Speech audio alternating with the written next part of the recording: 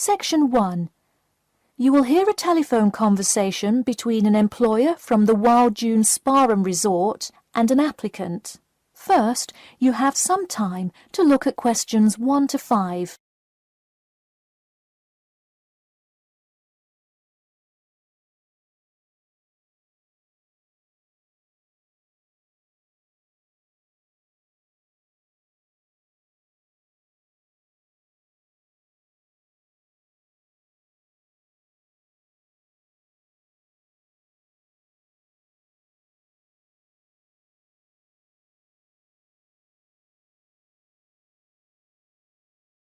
You will see that there is an example which has been done for you. On this occasion only, the conversation relating to this will be played first. Hello, is this John Murphy? Hi, yes it is. Hi John, this is Ed Heisenberg from the Wild Dune Spa and Resort, calling about your application for our lifeguard position. Do you have a few minutes to talk? Yes, absolutely. The employer says that he is calling about the application for their lifeguard position. So, lifeguard has been written in the space. Now we shall begin. You should answer the questions as you listen, because you will not hear the recording a second time. Listen carefully and answer questions 1 to 5. Hello, is this John Murphy? Hi, yes it is. Hi John, this is Ed Heisenberg from the Wild Dune Spa and Resort, calling about your application for our lifeguard position. Do you have a few minutes to talk? Yes, absolutely. Great, could you give me your address? Sure. My address is 45 Elsinore Court. I'm sorry, was that Eleanor? Could you spell that for me? Sure, it's Elsinore. E-L-S-I-N-O-R-E. Okay, thanks. And is this the number we should reach you at in the future? 099885767? No, that's my home phone. But let me give you my mobile number instead. 077 896 245. Call me on that one. Okay, I'll make a note of that. Could you tell me your availability? Sure, I'm usually available during afternoons or weekends. I'd prefer not to be scheduled on weeknights because I work part-time as a waiter. That shouldn't be a problem, since we don't stay open very late anyway. And do you have any other employment experience? Yes, I've worked at a few other places. I was the baseball coach at Richmond High School last season. I see. And do you have any other experience that you would like us to note on your application? Yes, last year I worked at the beach as a rescue diver. Rescue diver? That sounds intense. Well, it's really just like being a lifeguard, except in the ocean instead of pool. So kind of like being a lifeguard at the world's largest pool. I see. Before you hear the rest of the conversation, you have some time to look at questions 6 to 10.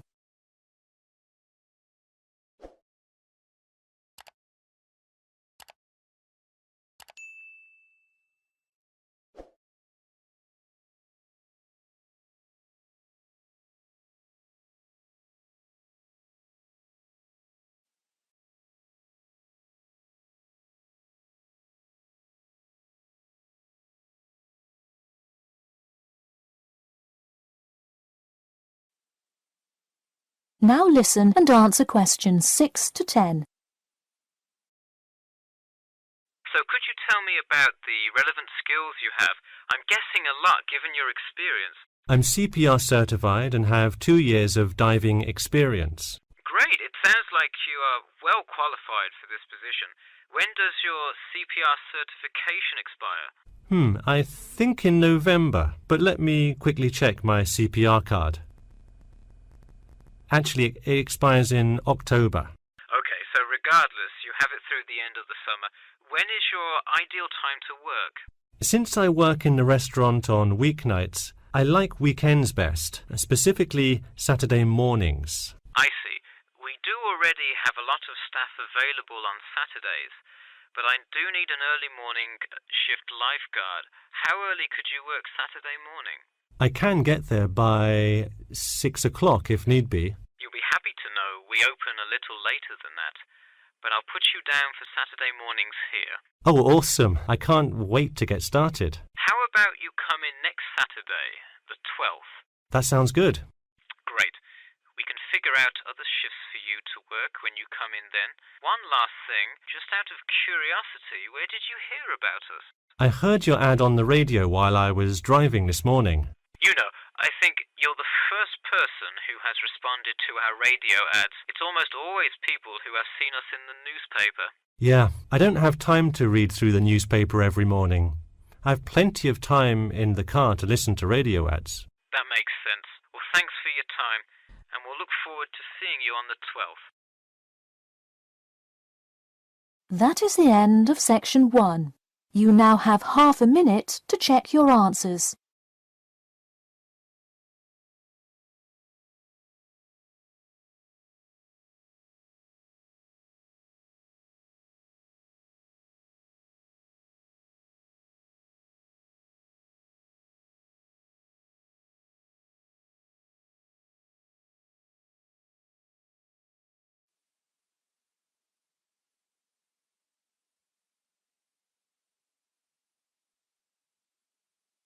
Now turn to section 2.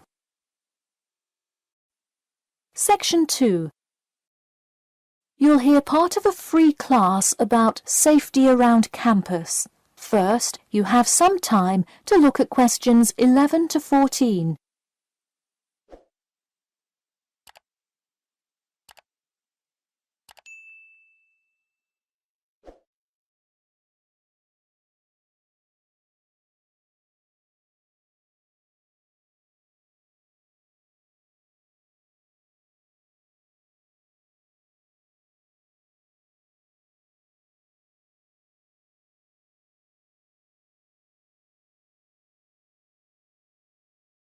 Now listen carefully and answer questions 11 to 14. Good evening. I'm Geoffrey Miller from the University of Nottingham Student Union, and in this week's free class, Carlos Garcia is going to tell us about safety around campus. Over to you, Carlos. Thank you, Geoffrey, and thank you all for your attendance today. Also, I'd like to thank the Student Union here at the university for organising this lecture. Well, I've been serving and protecting the City of Nottingham for over 20 years now as a member of the police department. Does anyone know what type of crime is the most prevalent on campus? I heard someone say drugs and alcohol. That actually isn't too much of an issue. Violence? Nope. Actually, the biggest thing we worry about here is theft. The nature of crime on Nottingham's campus is quite different from that of the surrounding areas.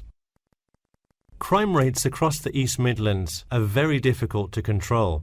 We'd like to see the rate stay the same for this calendar year, but it has been increasing steadily over the past 3 years. On campus, however, I'm happy to say that the overall crime rate has fallen this year.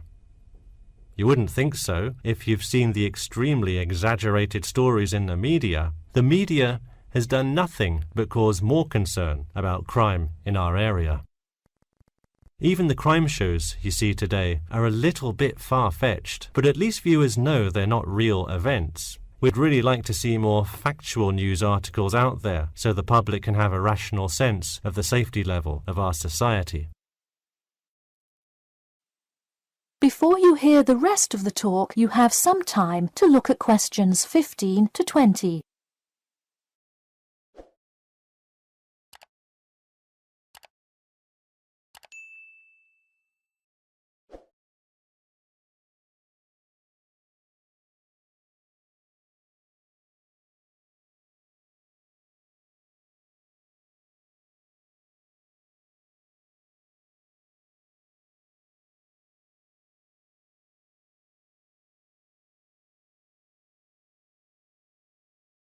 Now listen and answer questions 15 to 20. Okay, let's move on to what to do when you see a crime. Do not get involved if at all possible, and do not draw too much attention to yourself by running away in a conspicuous manner.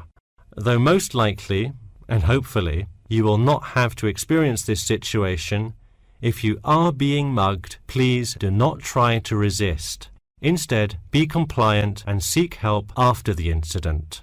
Like I said, though, it is highly unlikely that you will find yourself amidst a crime, but it is important to be prepared should it ever happen. We find that educating students and staff on the correct precautions to take is the best way to increase your safety. Just remember to be smart when you're out late at night and avoid any area or person that looks suspicious. I know it sounds obvious, but I cannot stress this enough.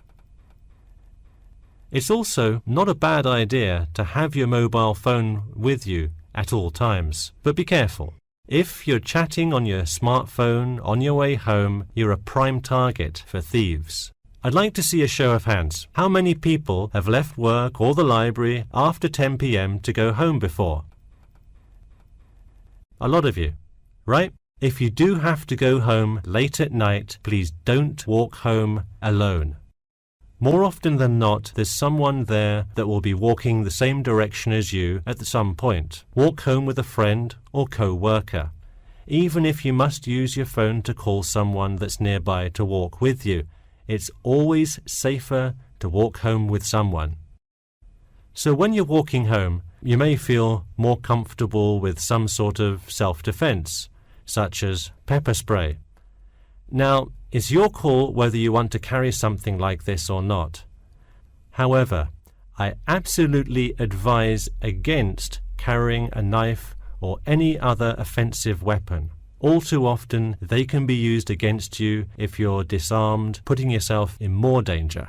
For all those interested, the Recreation Centre offers a free self-defense class to all students every Thursday evening. While obviously an introductory self-defense class may not equip you to fight off villains like a regular superhero, it does come in handy sometimes. After taking a self-defense class, you'll surely be more aware of possible dangers and how to deal with them. So hopefully now you have a more complete understanding of the nature of crimes committed on your campus and how to avoid being a victim. I know most students at the University of Nottingham are not the criminal types, but remember that there is no barrier like a wall or something keeping non-students out. There's no army force securing the borders, and I doubt anyone wants it that way. The campus is generally a safe place, but it's not immune to small crimes once in a while. All right, that's all I have to say for today. Stay safe. That is the end of section 2. You now have half a minute to check your answers.